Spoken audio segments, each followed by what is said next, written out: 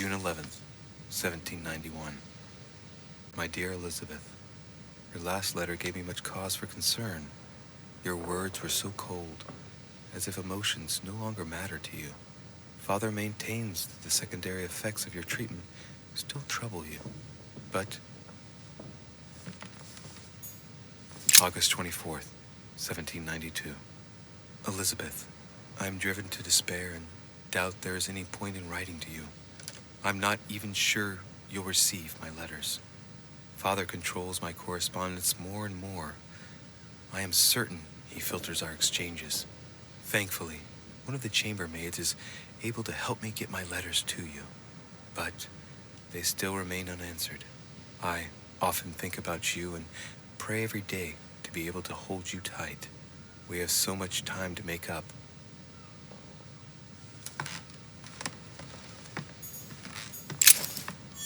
November 1791.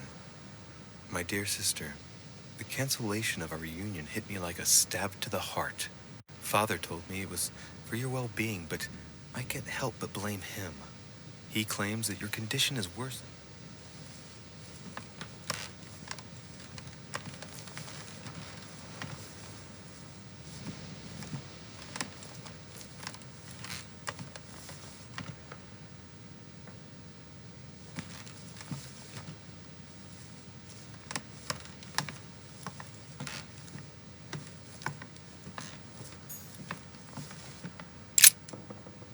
Looks like I found a box containing some kind of white crystals.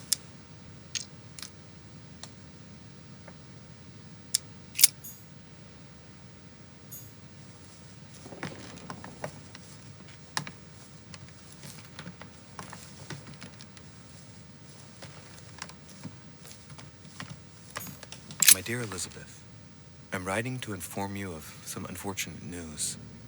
We won't be able to meet as planned on the first Sunday of May.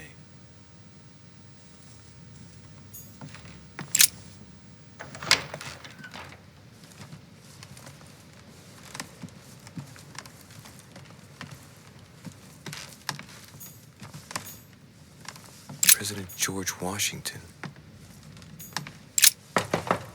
Let no one disturb me. I'm busy. Too bad. I'll see him later.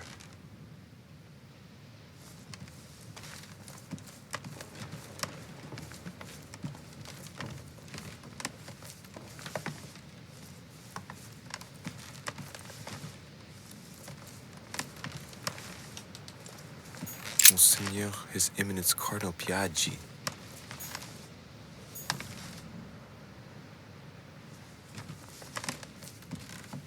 Huh, that's me.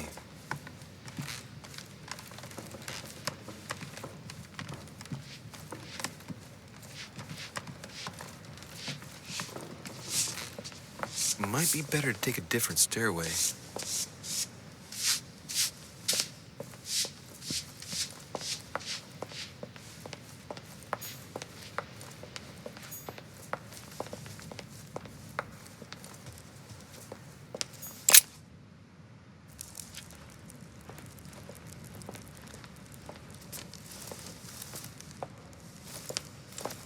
Excuse me, Monsieur de Richet. I really need to talk to you. Is this about last night? No, that was just a misunderstanding. I'm sure it was a little bit my fault, too. There's no excuse for that man's horrible behavior. You ought to tell Sir Home. Look, the only thing that I care about is that I've lost something precious. I'm not worried about Jacques Peru. You didn't happen to lose this, did you? Where did you find it? In the small salon. It's the only reminder I have of my beloved sister. I thought that swine stole it from me. You're her son. Sarah de Richet's son. Yes, why? Last night, I found out that your mother was on the island. What are you doing here?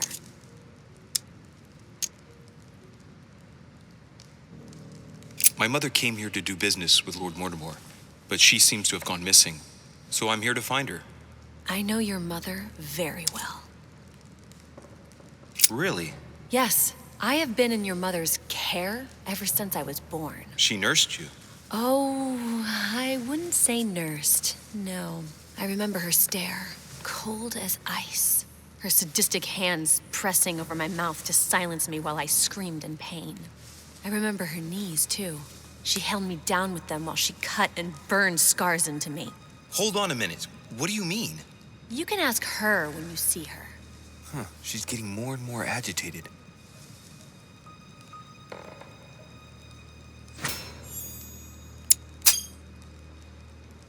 And next you're gonna tell me my mother's also responsible for that scar on your head?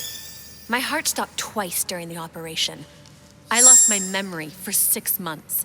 You obviously have no idea of the abuse your mother inflicted on me. Wait, there must be some kind of mistake. My only mistake was ever meeting your mother.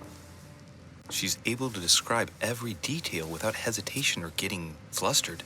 It's becoming difficult not to believe the poor girl. Look, I've got to go. Wait, I need to know more about you and my mother.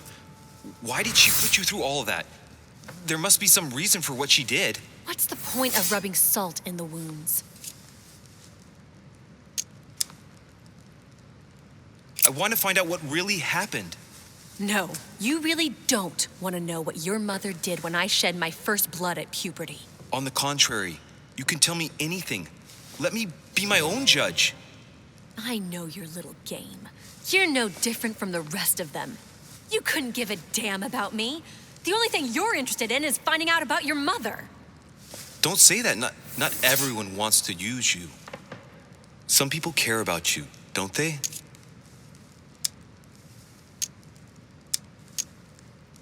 Haven't you got a sister? Yes. I'm sure she loves you with all her heart. She's the only one who cares about me. I would have put an end to it all by now if it weren't for her. Since you insist, I'll tell you how I met your mother. Thanks for trusting me. You see, before I was born, my mother often suffered from hallucinations and fits of anger. Soon people could barely recognize her. She became a completely different person. So my father spent an enormous amount of money paying for the best doctors, but none of them were able to cure her. The last resort was to call a priest. So, is that what your father did? No. He went to an expert in the occult. Ah, my mother. Her reputation already extended beyond our borders. My mother's fits stopped at my birth, and Sarah de Richet concluded that the evil had passed into me.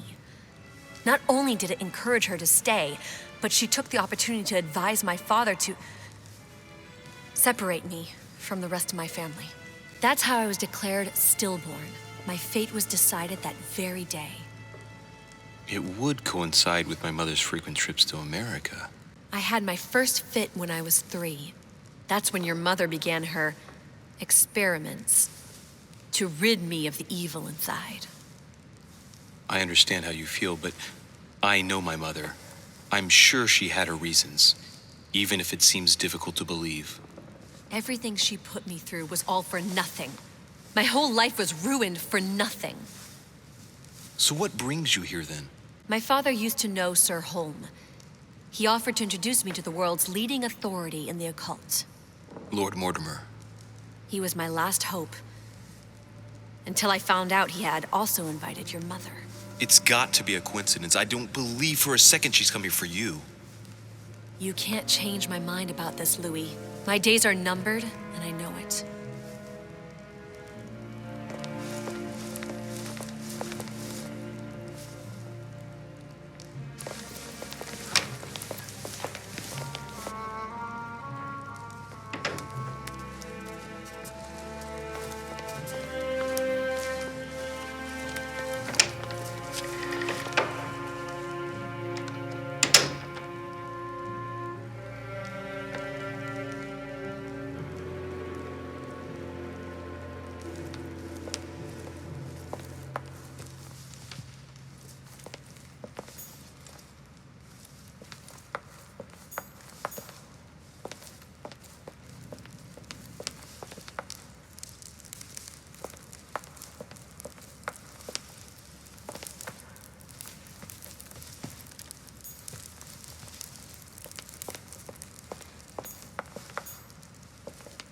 What can I do for you, sir?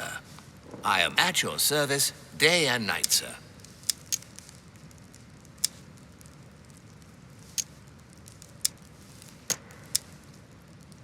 As I was unable to bring my personal effects with me, I was wondering if you could find me a few items. Of course, sir. What would you require?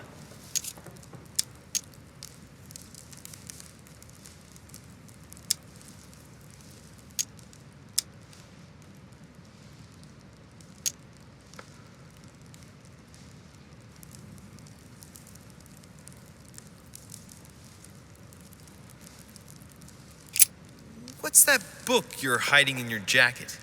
The Sorrows of Young Werther by Goethe, sir, and I am not hiding it. Hand it to me, please. It is damaged, sir.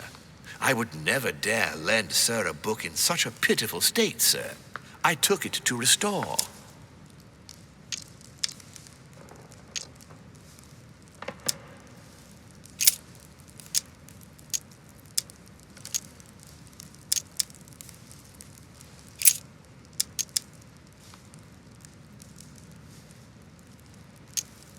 What can you tell me about the guests? Do excuse me, sir, but I am bound by discretion to say nothing about Lord Mortimer's guests, sir. Perhaps sir would like to know something else?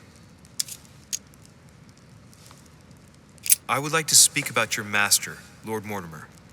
Do please excuse me, sir, but I shall make no comment about my master. Is there anything else that sir would like to know?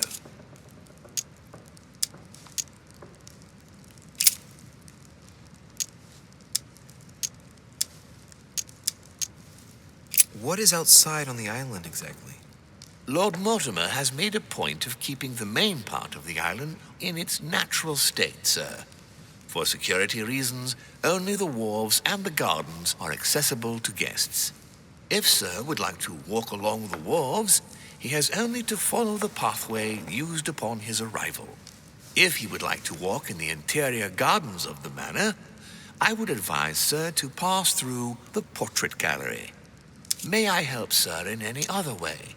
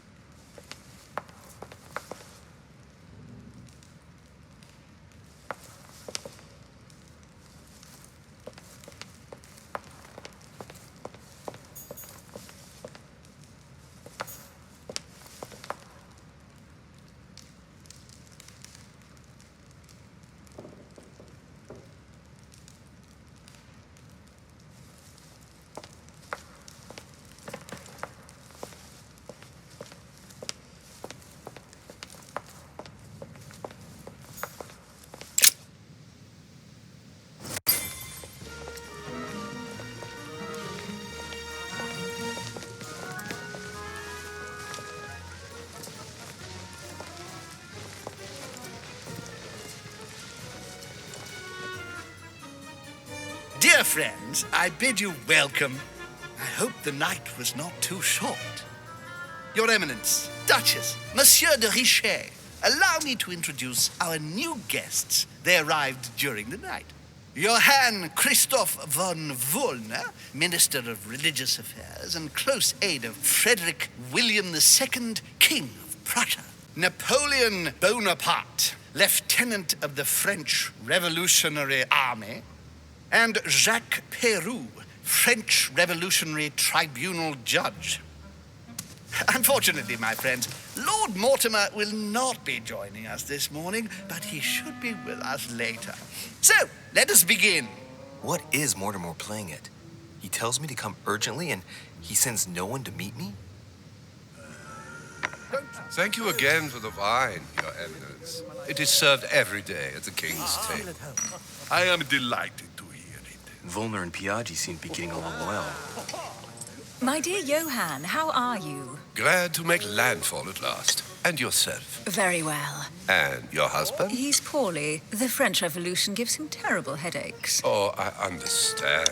I shall feel better too, as soon as the situation is settled. If by chance the French crisis is emulated in Berlin, there will always be a refuge for you in London, my dear. Your offer does you honor, Emily. But London is much closer to Paris than Berlin. Beware. The French are capable of sailing up the Thames straight to the Houses of Parliament. Oh, my friend, I am shaking in my clogs. Oh, pity. Oh, no. Is the wine to your liking? Very much so, Sir Gregory. Such complexity. Typically French. A Sauterne, isn't it? Absolutely. If I'm not mistaken, this is not Lord Mortimer's favourite wine. It is yours. In his absence, I have taken the liberty of making a slight deviation from the rule, but I count on your discretion. Don't worry, I appreciate the same grape varieties as you. I remember the last time we tasted that nectar here at this table. The finest minds of the century were present. And the last time we drank it, the orphanage in Bloomsbury was still in ruins. Would you repeat that? Oh, well, I put some small effort into the works. The orphanage reopened just before Christmas. The bedrooms, washrooms, and the classrooms had all been refurbished. I don't know what to say. You have given the girls a wonderful Christmas gift. Thank you. I made a promise. Now it is done.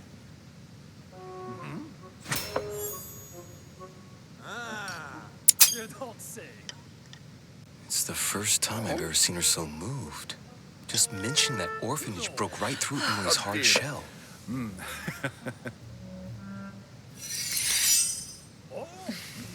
Is everything all right? Yes, thank you.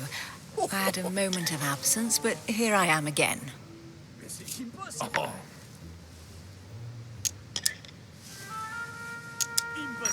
My lord, I only know the prestige of your name. Might I have the honor of getting to know you a little better? You are Monsieur Louis Moras de Richet. de Richet. De Richet. A name with a nobiliary particle. Are you descended from a noble line? Certainly not. I am just a simple French citizen. Really? Oh, you seem nothing like a commoner. Especially compared to that wretch over there sharing our meal.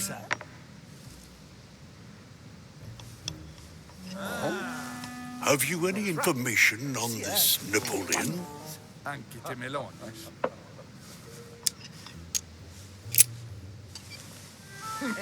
What do you think, madam? What is this Bonaparte doing here? The presence of a soldier is never a good sign. It can only mean there's going to be further war. To answer your question, I only know that his family were in favor of the revolution, and that it almost cost them their lives. Thank you, that's helpful. And you, sir? Monsieur de Richet, it would seem we have common interests. Could we speak in private, please? Please, feel it.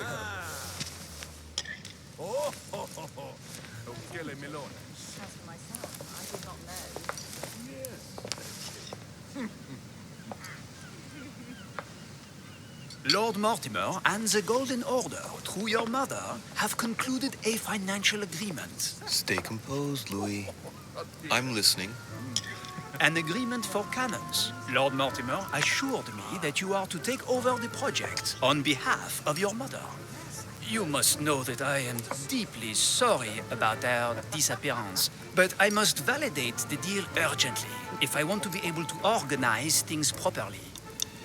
I haven't seen Lord Mortimer yet. I'm afraid I'll be unable to answer your questions. He assured me that you could replace your mother during her absence. I appreciate his confidence, but still, this is a bit hasty. But please continue. Of course, but I need to know if I can count you among my allies. Well, of course. And for that, I have a little question for you. The agreement stipulates an aid of 50,000 louis d'or for 200 cannon.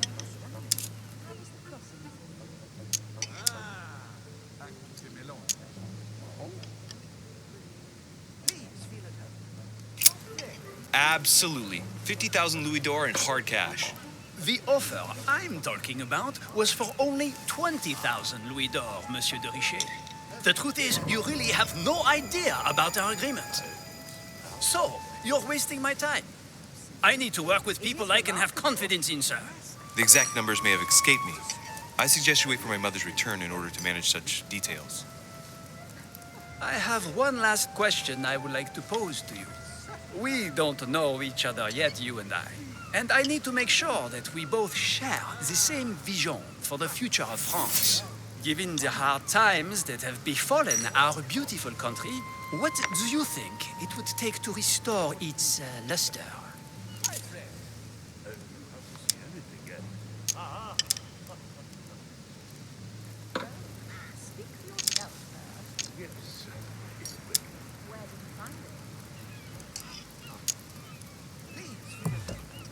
The revolution was a good thing, but it gave birth to a monster.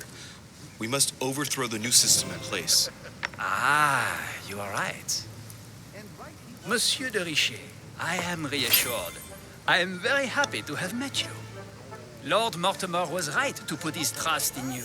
I hope to work with you in the very near future. I would like to thank you for your support by offering you this humble little gift. Reflections on the revolution in France. Monsieur Bonaparte, I thank you for this gesture, and please know that I, too, am delighted to have met you. My friends, I would like to say a few words, please. I would like to thank Lord Mortimer and you, Sir Holm, for bringing us all together here. Those of us for whom it is not the first time here, like me, are all trembling in sweet anticipation of the arrival of our host. For the rest, I would like to reassure you that Lord Mortimer always has a few surprising projects to propose. But I can assure you that each and every one of us has always benefited from them. The last time I came to this place, Lord Mortimer offered to help me in my electoral campaign for the presidency of the United States. And it is imminently clear that his support was an invaluable aid to us. We are here among like-minded people. So let us put aside the conflicts in which some of our nations find themselves at present. So I raise my glass in honor of you all, my new and old friends. I trust you shall not be disappointed, Mr. Washington. Right, we shall meet again tomorrow. All the guests will be present, as well as Lord Mortimer, I hope. Until then, I trust you will find plenty to keep you amused.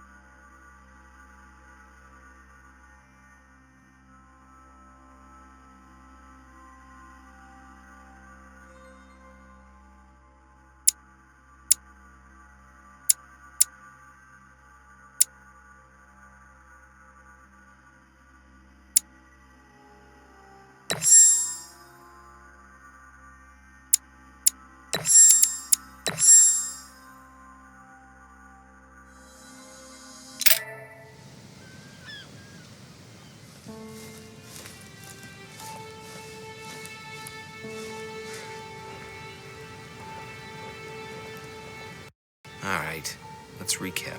Before dinner, I was going to investigate my mother's message. I've got to find the place where all eyes size you up.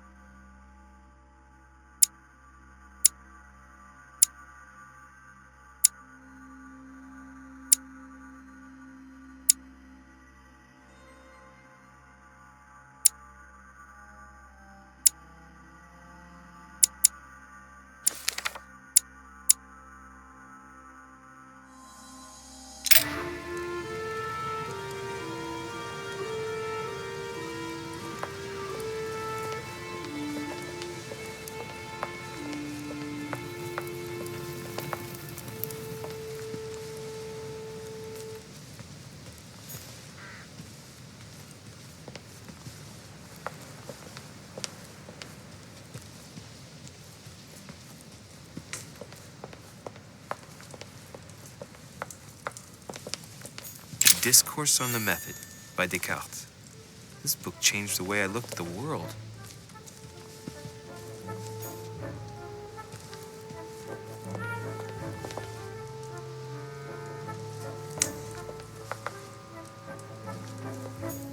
Circe preparing wine. What better trap for Ulysses?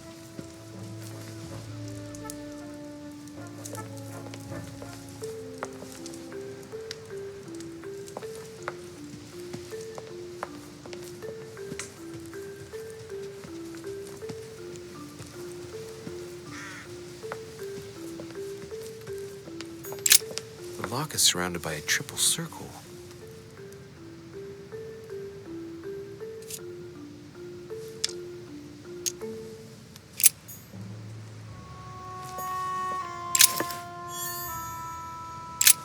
The lock is surrounded by a triple circle.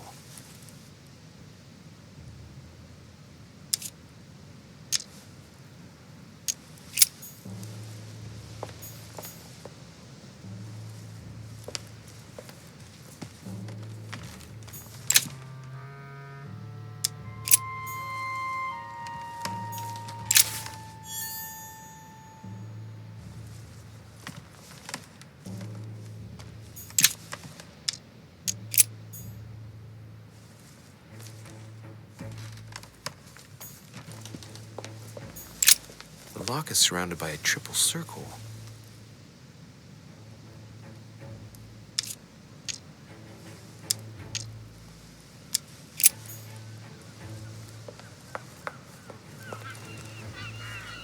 Well, Your Eminence, do you still have any room left? Ah, my son, the sin of gluttony is the most difficult of all in my eyes. Nevertheless, what a charming moment we have had together. I'm delighted I was able to talk to Mr. von Waldner. We hadn't spoken to each other for an eternity. Yes. I noticed that Your Eminence knew a fair number of people at the table. The benefit of age, my son. This isn't my first invitation to Lord Mortimer's. You will see, it's the perfect place to make new friends. Indeed, I noticed that you and Mr. Bonaparte had already begun. Ah, I adapt quickly to local customs. It's what I was taught. And you are right to do so, my son. But tell me, have you had any news of your mother since your arrival? Alas, still nothing, Your Eminence. But I still haven't been able to meet Lord Mortimer. Do not worry. It is typical of him. What can I say? Lord Mortimer is a very busy man. I should think you are beginning to worry. To tell you the truth, not really.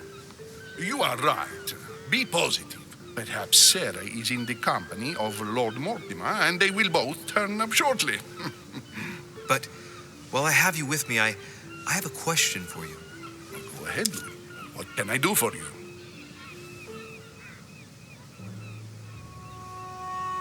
If I said to you, where all eyes size you up, would it mean anything to you?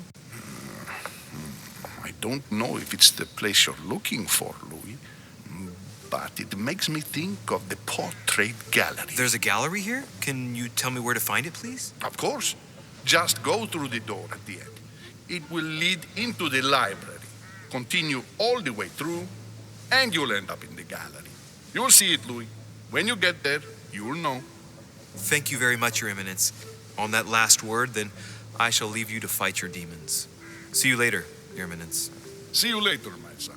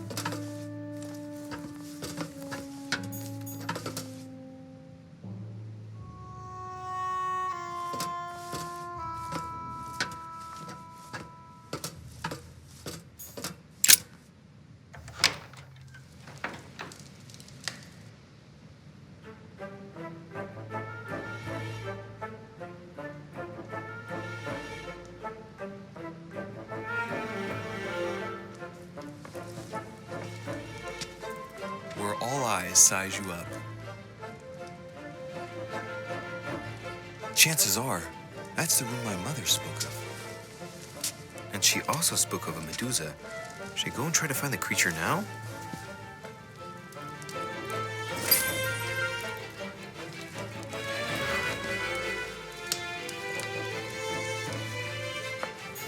Liberty or Death by Regnault.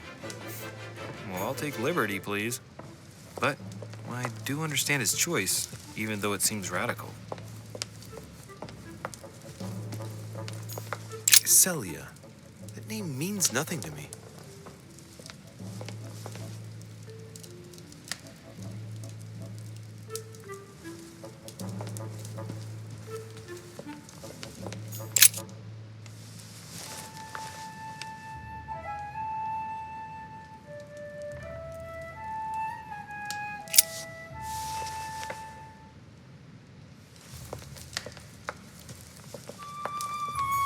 Song of Roland.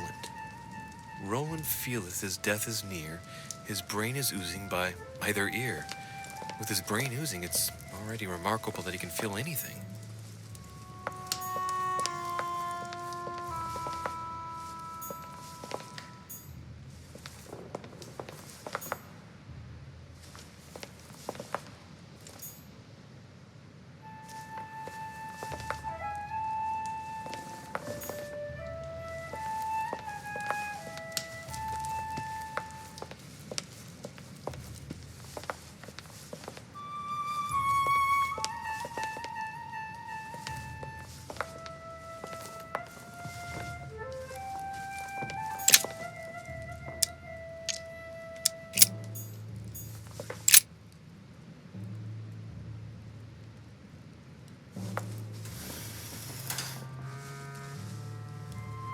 I've got to find out what Mother was trying to do with her.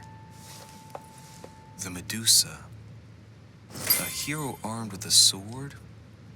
A hero with a lantern.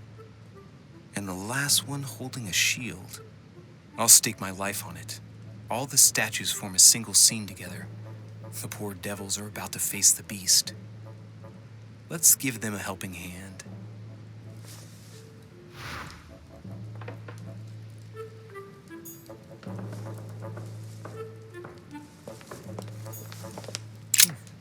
A painting with no name.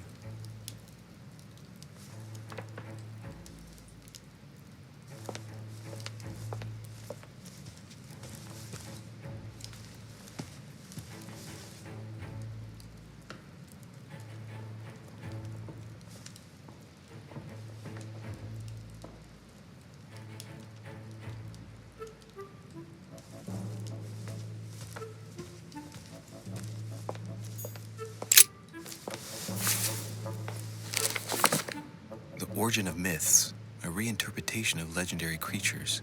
Just what I need. The text is in French on the left-hand page and in Latin on the right hand. Let's find the chapter on the Medusa. Hang on. This version is significantly different from the regular one. It recounts how men have always belittled women in society. Harpies, mermaids, the chimera, the hydra, the gorgons. The section on the Medusa. While some of the heroes divert attention from the gorgon, the hero with the sword brandishes his weapon at the Medusa.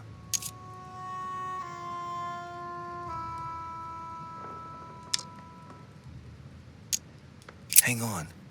This version is significantly different from the regular one.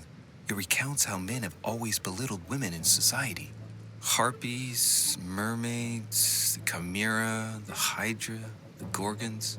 The section on the Medusa.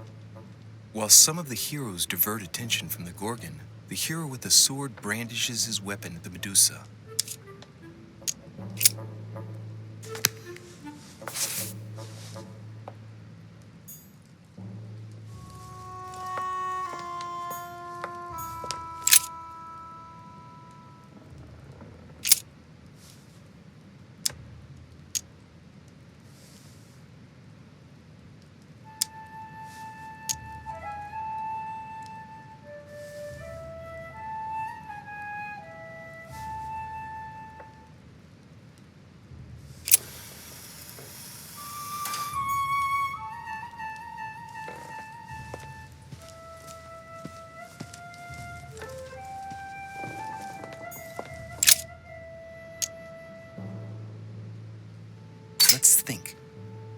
vanquish the beast, the statues have to be lined up in a specific order.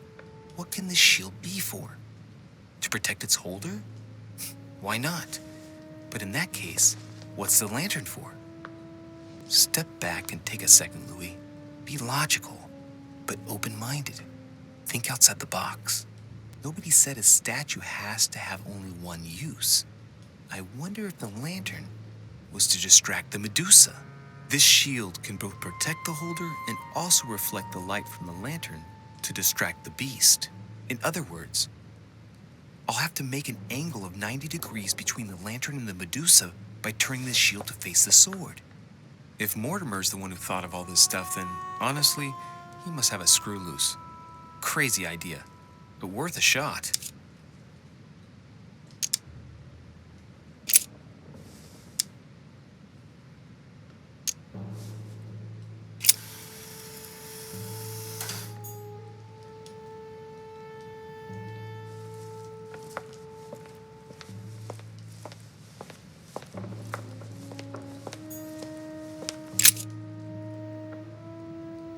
Now, Louis, it's time to keep a logical mind, as every good scientist should. The aim is to defeat the Medusa, so what can the lantern be for? To light up the Medusa? Hardly likely. The hero holding the lantern will be easy prey, and the shield will be of no use. To light up the sword? No, that makes no sense. So that leaves the shield. I wonder if the aim is to play with the light. If I turn the shield right, the light would be reflected. The ray of light will perturb the Medusa and focus her attention on the best protected hero.